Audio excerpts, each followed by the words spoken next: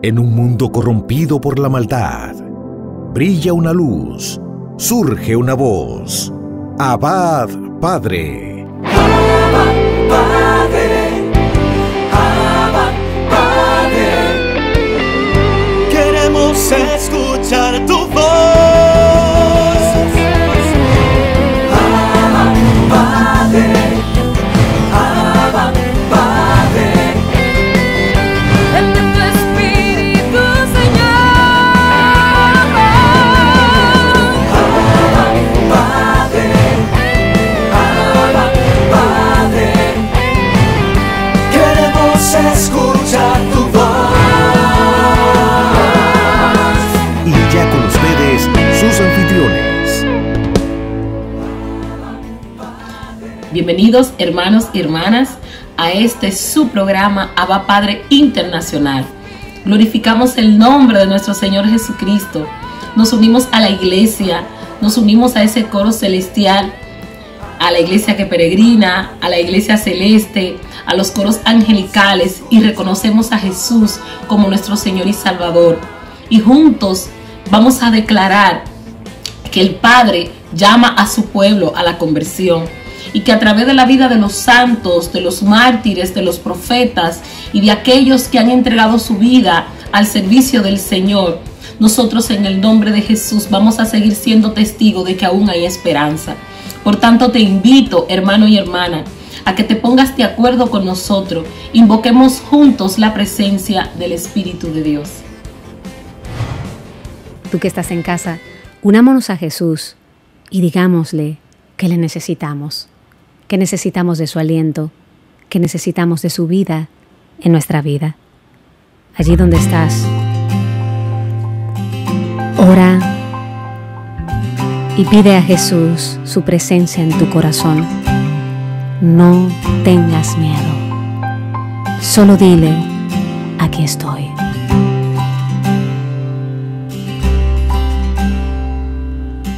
Pensando cómo respirar,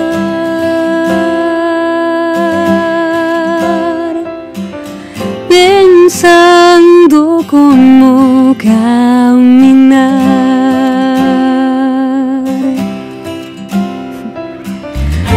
no me llega idea de hacerlo sin ti.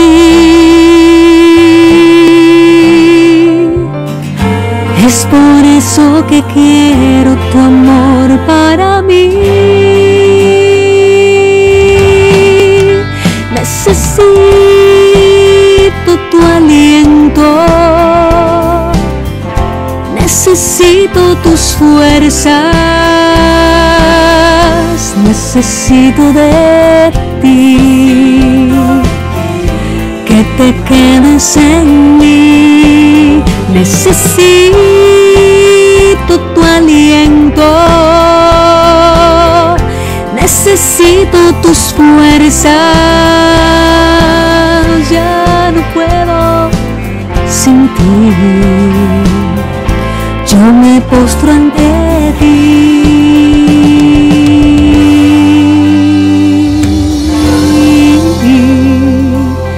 Señor, mi alma te necesita, mi corazón tiene sed de ti. Pensando tanto ya no quiero pensar.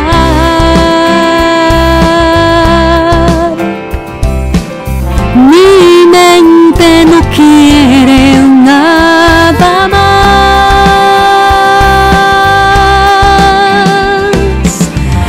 Y mi alma se llena con todo lo que me das. Oh, necesito tu aliento, necesito tus fuerzas, necesito de ti, que te quedes en mí. Necesito tu aliento, necesito tus fuerzas. Ya no puedo sin ti.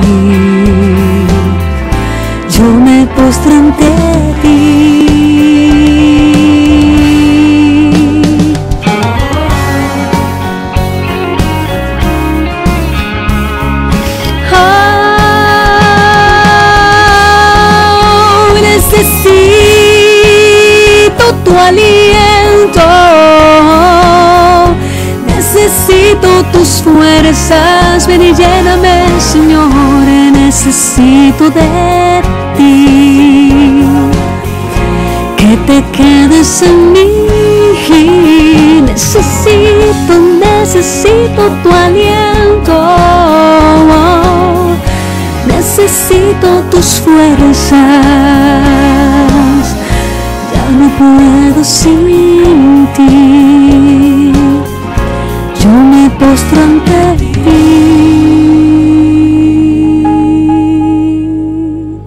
Nuestros corazones se postran ante tu presencia, Señor, y te decimos que te necesitamos. Gracias por tu aliento, gracias por tu vida en nosotros.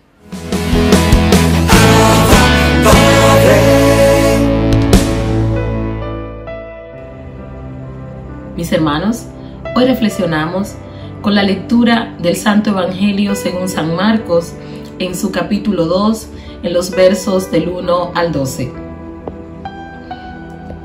Cuando a unos pocos días Jesús entró en Cafarnaúm, se supo que estaba en casa. Acudieron tantos que no quedaba sitio ni a la puerta, y les proponía la palabra. Y vinieron trayéndole un paralítico llevado entre 4.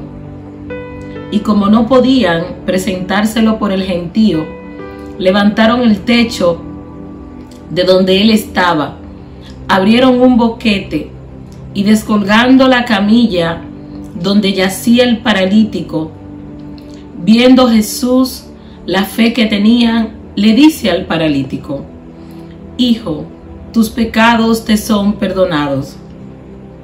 Unos escribas que estaban allí sentados pensaban para sus adentros: ¿por qué habla este así? Blasfema.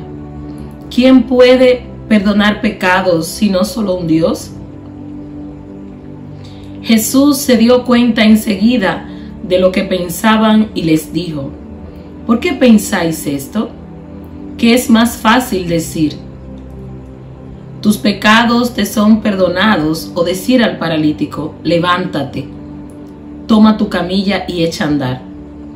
Pues para que sepan que el Hijo del Hombre tiene autoridad en la tierra para perdonar pecados, dijo al paralítico: a ti te digo, levántate, toma tu camilla y vete a tu casa.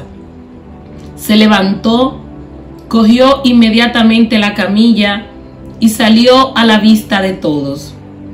Se quedaron atónitos y daban gloria a Dios diciendo: nunca hemos visto cosa igual. Hermanos y hermanas, esto es palabra del Señor. Qué maravilloso es el poder de nuestro Señor Jesucristo en este hermoso evangelio que nos presenta San Marcos. Y quiero iniciar, hermanos y hermanas, haciendo una reflexión del exégesis de lo que nos enseña este evangelio. Jesús se encontraba en Cafarnaúm. Según los estudios bíblicos, estaba en casa de la suegra de Pedro. Y estando allí, junto con sus discípulos, ya se había comentado de que Jesús estaba en Cafarnaúm. Y por la fama que tenía Jesús, de que al escuchar su palabra, de él salía poder. Y esta era una de las características por la cual el pueblo seguía a Jesús, porque se sentía en sus sermones que había en él algo diferente. Se podía sentir en aquella exposición de ese gran poder de Dios, unas palabras que transmitían paz, unas palabras que llegaban al corazón de los hombres. Y sus predicaciones transformaron tantas vidas que al enterarse los judíos y todos los que habitaban en Jerusalén acudían a él para escucharle. Y es por esto, hermanos y hermanas, que aquellos 4 hombres, al enterarse de que Jesús había vuelto a Cafarnaúm, convencen a aquel paralítico: vamos a llevarte ante Jesús. Y aquí vemos también el poder que tiene la intercesión cuando intercedemos a favor de otro por amor a esa persona. Es una enseñanza para la iglesia en estos tiempos de crisis, en este tiempo de pandemia, donde la palabra de hoy nos invita a que volvamos a tomar la actitud que tomaron estos 4 hombres, a que estemos intercediendo por los que sufren, que estemos intercediendo por los enfermos, sin importar la causa de la enfermedad. Estos 4 hombres no se enfocaron que aquel paralítico no solo era paralítico, sino que su parálisis era severa. Y según las creencias judías, padecer de aquel mal era una maldición, hermano. Según las creencias que tenían los judíos, específicamente así lo explica la Torá del pueblo de Israel, dicha persona que yazca de este tipo de enfermedades estaba poseída por un demonio o sus padres habían cometido un pecado grave. Sin embargo, Jesucristo viene a abolir todo ese tipo de creencia. Jesucristo en su persona, a través de ese sermón, viene a quitar todo lo que quiere imponer el hombre desde su esencia y su naturaleza como pecador. Y sin embargo, en medio de su predicación, estos hombres toman una decisión. Porque aquí se dan diferentes características de la persona de un servidor, de un creyente a Jesucristo. No exclusivo, estos hombres estaban llenos de fe, sino que esa fe, por la decisión que tomaron, fue puesta en práctica. Ellos ejercitaron su fe. Ellos se movieron hacia donde Jesús estaba. Ellos no se quedaron quietos, hermanos y hermanas. Ellos se atrevieron a creer que si Jesús de Nazaret estaba en aquel lugar y tocaba a su amigo el paralítico, Jesús lo iba a sanar. Y vemos cómo la fe de estos hombres, por encima de la multitud, por encima de las barreras, por encima de toda convención humana, ellos trascienden a la acción natural que actúan los hombres. Porque tal vez muchos de nosotros, ante un gentío, al ver aquel escenario, muchos somos capaces de devolvernos. No es posible. Y nos dejamos llevar por nuestras seducciones humanas, por pensamientos negativos, y no nos atrevemos a arrebatar el milagro. No somos capaces de creer que Jesús es el Verbo de Dios encarnado, aquel que quita todo pecado del mundo.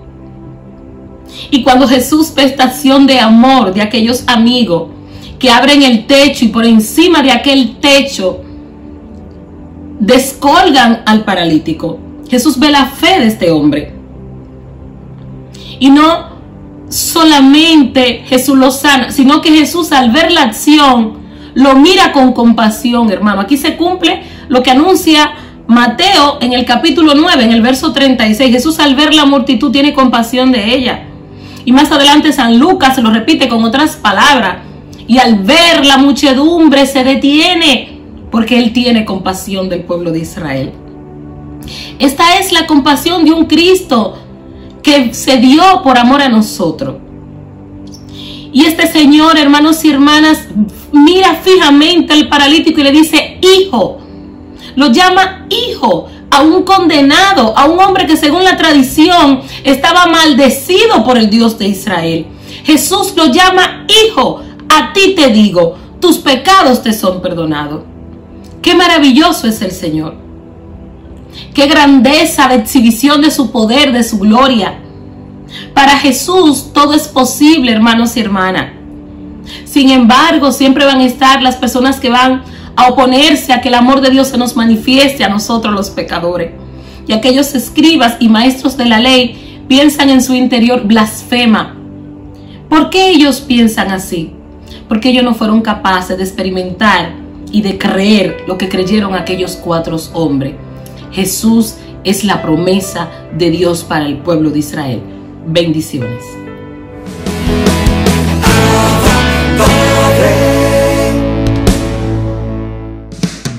Abba Padre es la revista digital disponible para ti, gratis y mensual.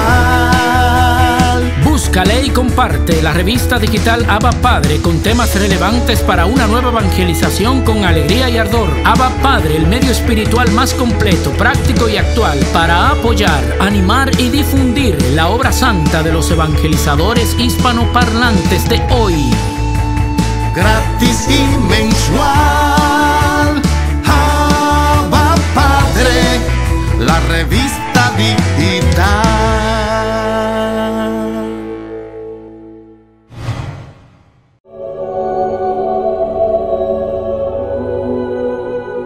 Bendiciones, mis queridos hermanos y hermanas en el Señor.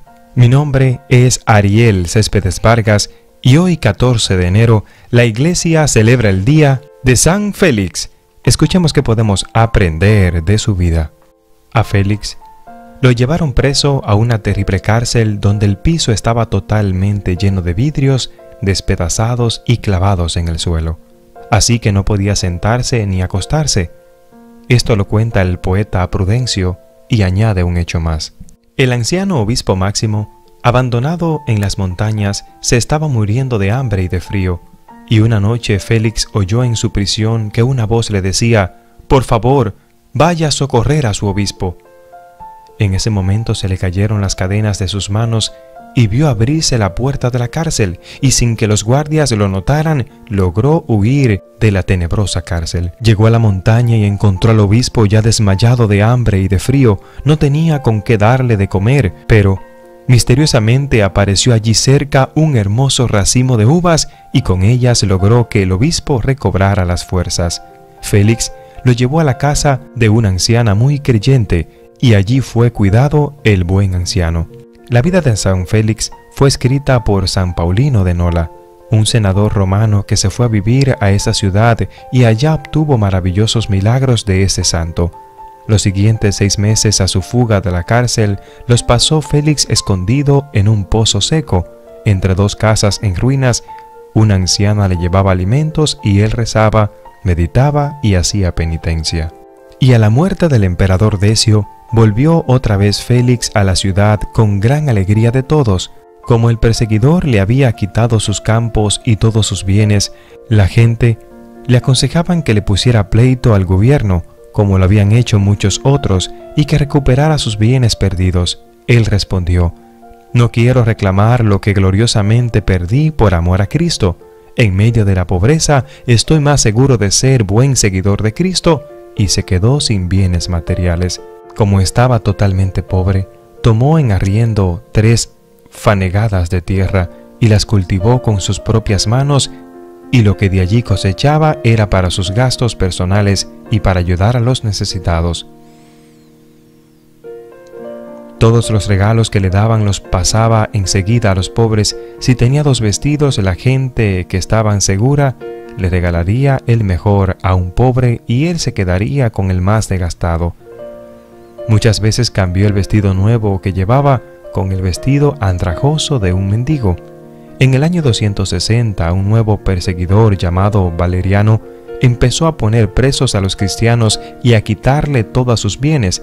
Los soldados llegaron a Nola a buscar a Félix, se encontraron con él y como lo conocían le preguntaron: «¿Sabes si por aquí se encuentra Félix de Nola?». Él respondió: «Aquí está hace un momentito. Si se apresuran a buscarlo, lo van a encontrar». Y mientras ellos se alejaban, él se escondió metiéndose por la grieta de la pared de un edificio casi destruido. Los militares supieron enseguida que el que les había hablado era nada más que menos que Félix.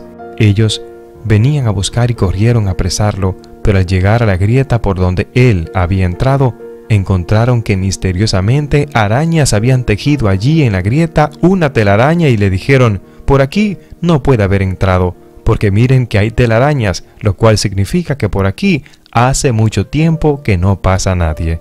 El emperador Valeriano, el perseguidor, perdió una batalla y quedó prisionero de los enemigos y su hijo acabó con la persecución. Entonces Félix volvió a la ciudad, lo quisieron elegir obispo, pero él por humildad no aceptó y pidió que fuera elegido otro muy venerable, y siguió como simple sacerdote evangelizando y ayudando a los pobres. Dicen que murió el 14 de enero, siendo ya muy anciano, y desde entonces empezaron a obrarse tantos milagros en su sepulcro que cada año, el día de su aniversario, llegaban miles y miles de peregrinos de muchas partes del mundo a encomendarse a su intercesión. En Roma, le edificaron una basílica y el Papa San Damaso le compuso un epifacio en verso para pedir su ayuda en tiempos de graves apuros. Es por eso que hoy es el día de San Félix.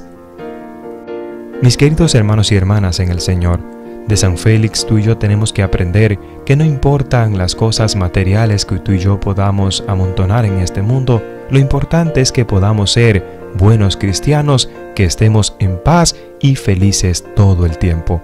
Lo material no es lo que te va a dar la felicidad te la da el amor a nuestro Señor Jesucristo. Cuando Él está en nuestros corazones, todo lo consideramos basura comparado con lo que sentimos.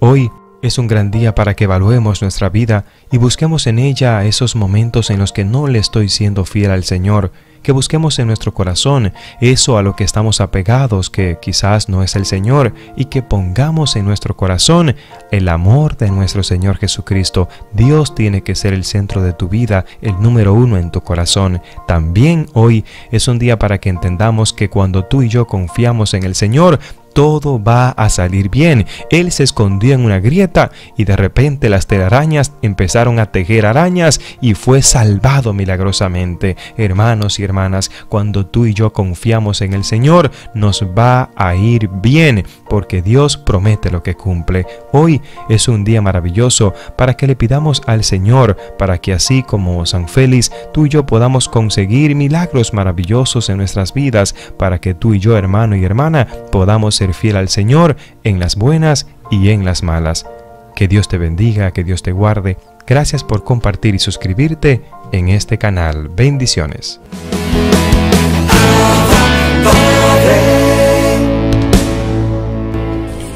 Bienvenidos a esta nueva edición de Cerrando las Puertas al Enemigo, segmento que se emite dentro del programa Abba Padre.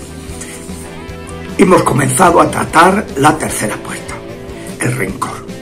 Y hemos dicho que curar el rencor es una labor de sanación interior que tiene que acompañar a cualquier tarea de liberación o de sanación que uno esté realizando.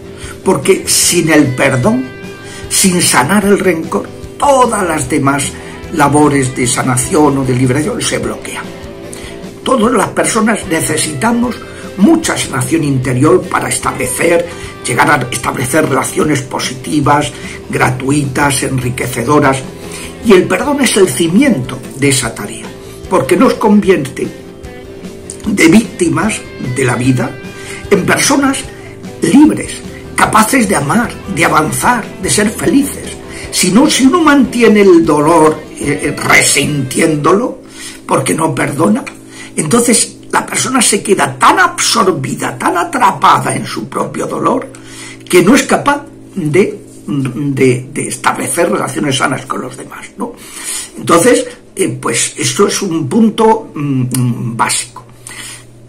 Y esa curación, ese curar esas heridas que pueden haberse dado durante la gestación, porque sean cosas del ambiente familiar de nuestros padres, o pueden haberse dado por gente que estaba en el entorno de nuestros padres, o puede haberse dado a lo largo de nuestra vida personas que nos han agredido, que nos han hecho daño, que nos han maltratado.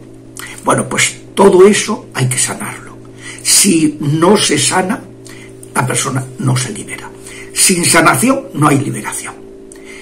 Igual que decíamos al hablar de la primera puerta, que sin conversión no hay sanación ni liberación. Pero no hay liberación sin sanación. Por eso, sanar el rencor, igual que luego hablaremos de sanar las heridas de seno materno, sanar las herencias ancestrales, pues que son momentos de sanación interior, es básico para que se cure la persona. ¿Y cómo se consigue esto? Con el perdón. Y es muy importante entender qué es el acto de perdonar, porque a veces confundimos el sentimiento de rechazo, de agresividad contra la persona que nos ha hecho daño, lo confundimos con el perdón, con el espíritu. A ver, perdonar es un acto de la voluntad, es una decisión que con la ayuda de la gracia uno tiene que llegar a tomar, en la que uno decide que en lugar de vengarse de esa persona que nos ha hecho daño, le deseo que se convierta y que repare. Eso es totalmente compatible con decir, yo ya no quiero mantener trato con ella. Por supuesto, hay veces que se ha traspasado una línea y ya, como dice Cervantes, en esa interpolación del curioso impertinente, que en el Quijote, en que dos amigos, Anselmo y Lotario, uno le pide al otro que tiente a su mujer porque piensa que ella es buena porque nunca ha tenido la oportunidad de ser mala, y el otro le dice, pero tú estás pirado, tú estás mal de la cabeza. Total, que acaba cediendo y cae. Y dice Cervantes que es de vidrio vuestro amor, luego no debes probar si se puede o no quebrar, que todo podría ser, y es más fácil el quebrarse, y no es cordura ponerse a peligro de romperse lo que no puede soldarse. Es decir, a veces se ha traspasado una barrera, ya no se puede, ya no va a ser amigo, has traicionado la confianza, o ya no puedo volver a convivir con esta persona como cónyuge porque me ha estado engañando sistemáticamente con toda la cara y tal, y que sí, que ahora se ha arrepentido, pero ya hay una confianza que es imprescindible, un respeto para que pueda haber una comunión interpersonal matrimonial, y cuando eso se ha roto no hay nada que hacer. Hay algunos casos en que se puede haber remedio, pero otras veces no. Por eso digo que perdonar no significa que no ha pasado nada o que yo vaya a tener que volver a convivir con la persona. No, es que yo perdono porque el otro ha actuado mal, y lo que hago es desearle que se convierta, es desechar la venganza, dejar de acusar, de juzgar, de perseguir, de castigar al agresor, y entonces desearle que se repare, que se arrepienta y que se libere de toda animadversión por nuestra parte. Digo que esto es importante hacerlo siempre con la ayuda de Dios, porque del mismo modo que pedimos a Dios que perdone nuestras ofensas, como también nosotros perdonamos a los que nos ofenden, así también necesitamos sentirnos perdonados por Dios para ser capaces de perdonar. Y por eso Dios ha instituido ese cauce sacramental de la confesión, a donde hemos de llevar todos nuestros rencores de la mano de la Virgen Santísima, Reina y Madre de Misericordia, la llamamos en la salve. Es un acto de la voluntad ayudada por la gracia, y por tanto no nos puede inquietar que después de perdonar sigamos experimentando sentimientos negativos hacia quien nos ha ofendido. Lo que hay que hacer es no consentirlo. Hay que odiar el pecado y hay que tener misericordia con el que lo comete y desearle que se arrepienta y repare. El perdón es un camino muy complejo por parte de la voluntad, que ha de ir avanzando en la mente, en nuestro corazón, en nuestros recuerdos, en el cuerpo, poniendo un ingrediente nuevo, ese ingrediente del perdón que nos concede la gracia. Y eso lleva su tiempo. Jaime Balmes, en su libro El Criterio, decía cuán largo es el camino que va de la cabeza al corazón. Es decir, uno puede haber perdonado de verdad, pero el corazón no se haya recuperado y mantenga unas heridas todavía que se irán sanando, pero que tardan su tiempo. Por tanto, no extrañarnos. A diferencia de la reconciliación, que requiere el arrepentimiento del que ha ofendido, a diferencia que es por acto bilateral, el perdón es un acto unilateral que yo puedo realizar con independencia de la disposición de la persona a la que voy a perdonar. Que me sigue haciendo daño, yo puedo perdonarla, y precisamente facilitaré a Dios que cambie el corazón de esa persona cuando la perdono. Si no la perdono, estoy facilitando a los diablos que hagan a esa persona cada vez más perversa, y además que el propio corazón se vuelva perverso. Entonces, pues ya digo que perdonar es un acto unilateral. No requiere no depende de que el otro, el que vamos a perdonar, se haya arrepentido.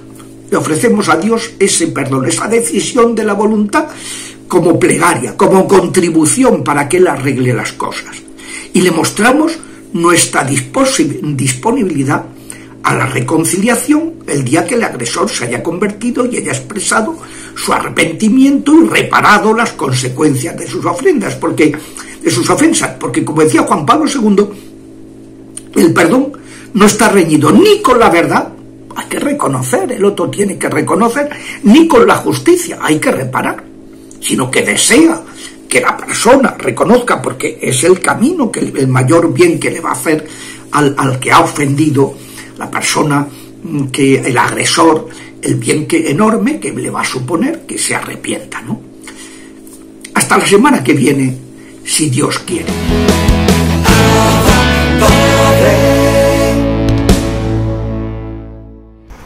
Bienvenidos a Momentos de Teología. Seguimos desarrollando el tema de Jesús dentro de su iglesia. Él quiere fundar un lugar en el cual puedan ser salvos todos pues sus adeptos.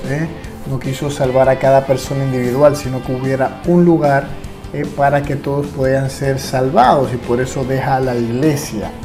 No quería que fueran entes separados. Y por eso yo siempre recuerdo un hermano difunto de la Renovación Carismática.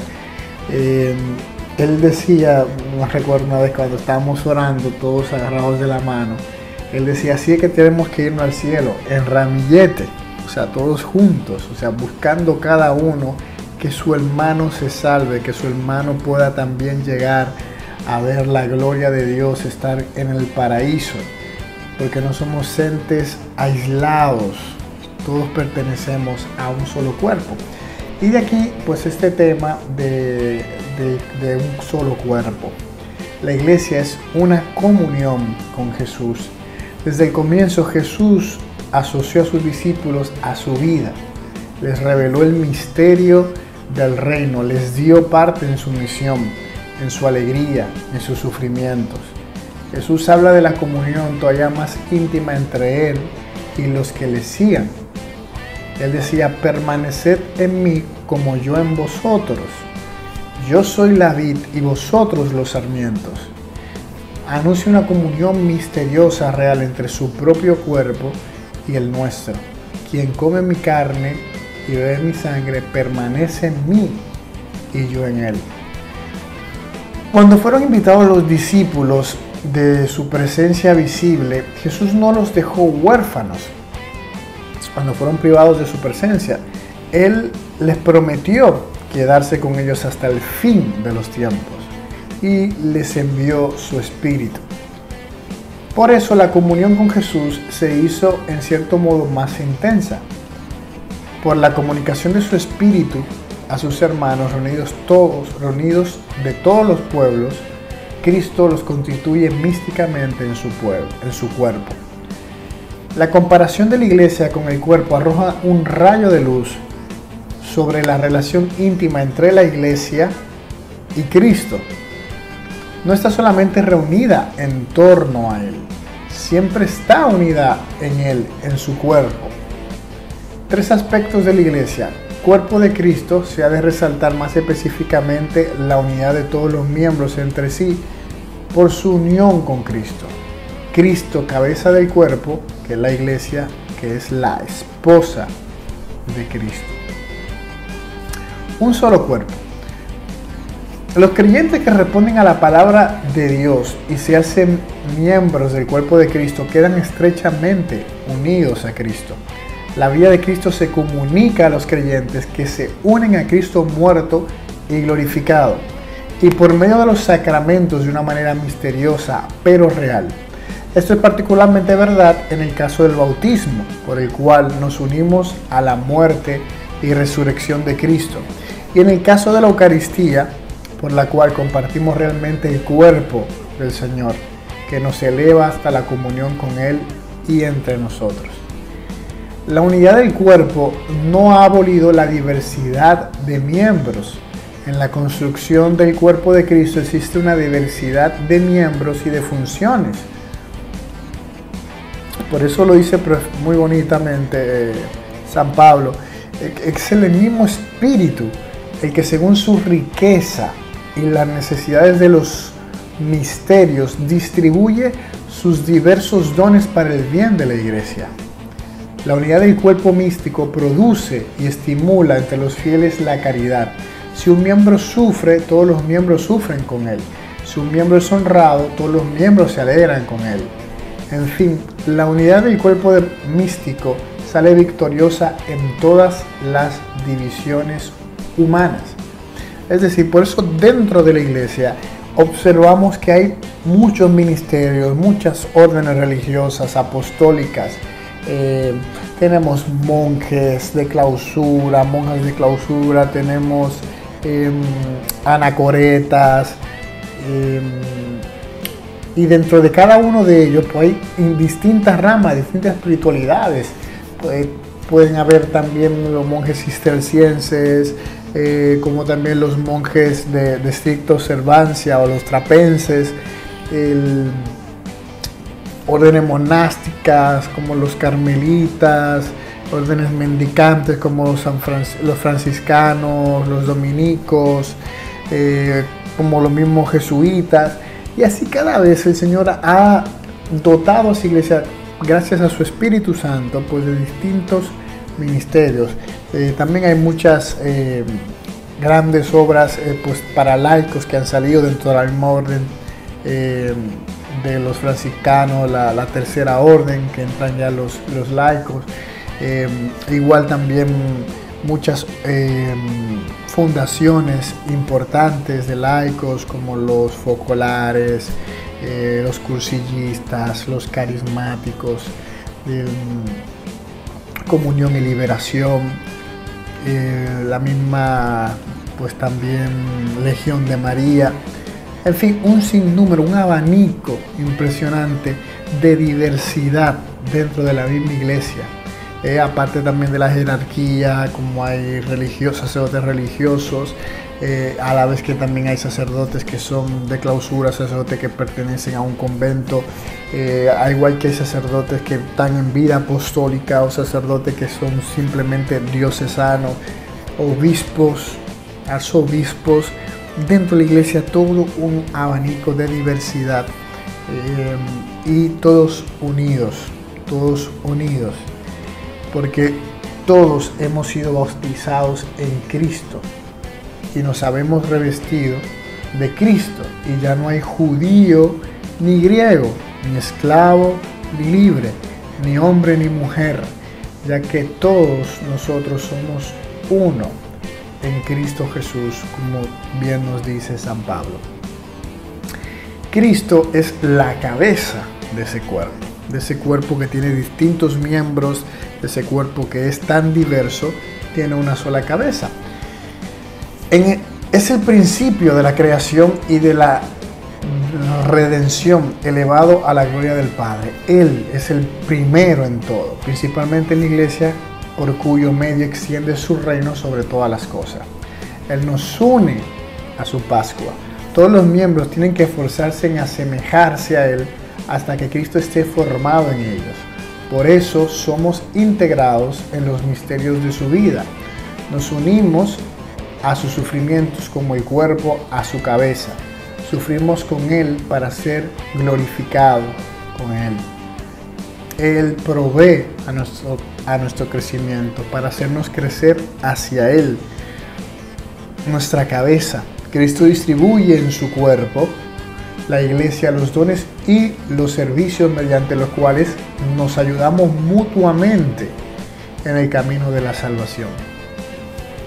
Cristo y la iglesia son, por tanto, el Cristo total. La iglesia es una con Cristo. Los santos tienen conciencia muy viva de esta unidad. Felicitémonos y demos gracias por lo que hemos llegado a ser, no solamente cristianos, sino el propio Cristo. Comprendan, hermanos, la gracia que Dios nos ha hecho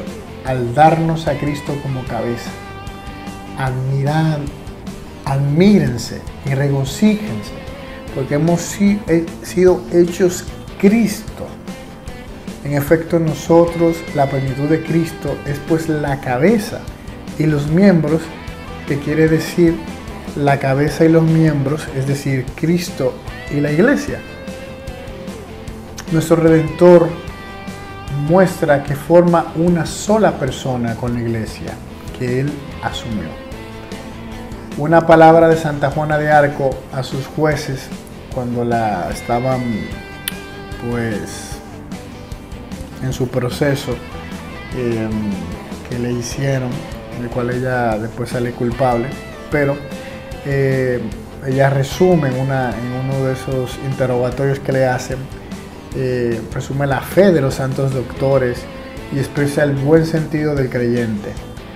Ella dijo, de Jesucristo y de la iglesia me parece que es todo uno y que no es necesario hacer dificultad de ello.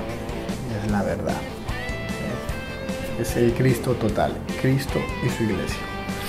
Pues ya los dejamos aquí por este día. Ya en la semana que viene vamos a tratar la iglesia como esposa de Cristo, su esposa que espera a su esposo. Bendiciones y nos vemos en otro momento de teología.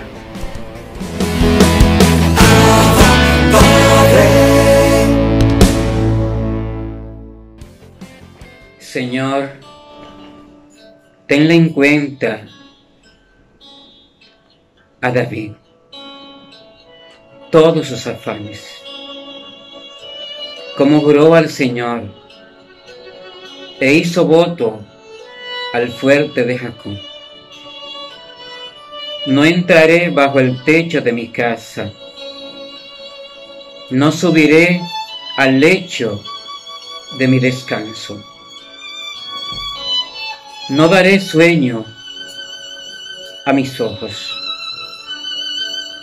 ni reposo a mis párpados, hasta que encuentre un lugar para el Señor, una morada para el fuerte de Jacob. Oímos que estaba en Éfrata. Lo encontramos en el soto de Jar. Entremos en su morada. Postrémonos ante el estrado de sus pies. Levántate, Señor, ven a tu mansión. Ven con el arca de tu poder. Que tus sacerdotes se vistan de gala. Que tus fieles vitoreen por amor a tu siervo David. No niegues audiencia a tu ungido. El Señor ha jurado a David una promesa que no retractará. A uno de tu linaje pondré sobre tu trono. Si tus hijos guardan mi alianza y los mandatos que les enseño, también sus hijos por siempre se sentarán sobre tu trono. Porque el Señor ha elegido a Sión, ha deseado vivir en ella. Esta es mi mansión por siempre. Aquí viviré porque la deseo. Bendeciré sus provisiones y sus pobres los saciaré de pan. Vestiré a sus sacerdotes de gala y sus fieles aclamarán con víctores. Haré germinar el vigor de David. Enciendo una lámpara para mi ungido. A sus enemigos los vestiré de ignominia. Sobre él brillará mi diadema. Amados hermanos y hermanas en el Señor,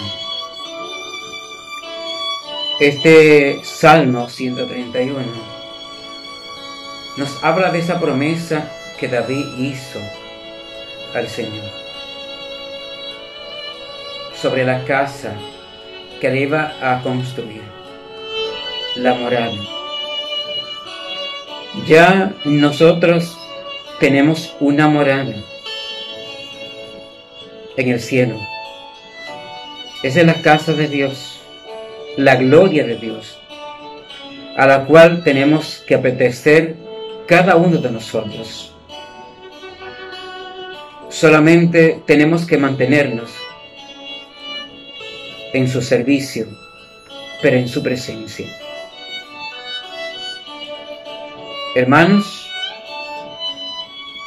el Señor quiere vivir en nuestros corazones. Que el Señor Dios Todopoderoso te bendiga. En el nombre del Padre, del Hijo y del Espíritu Santo. Amén.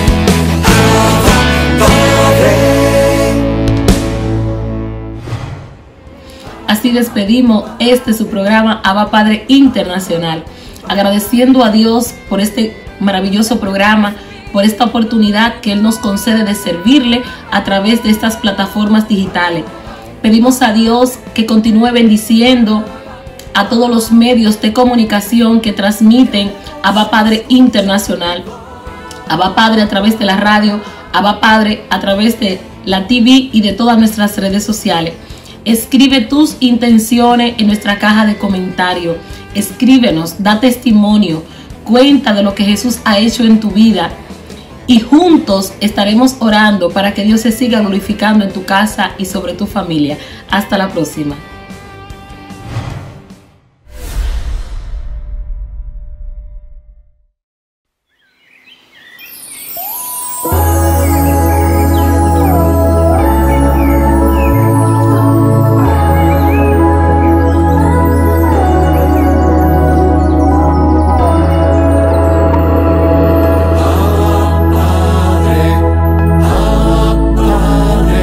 Permite que por los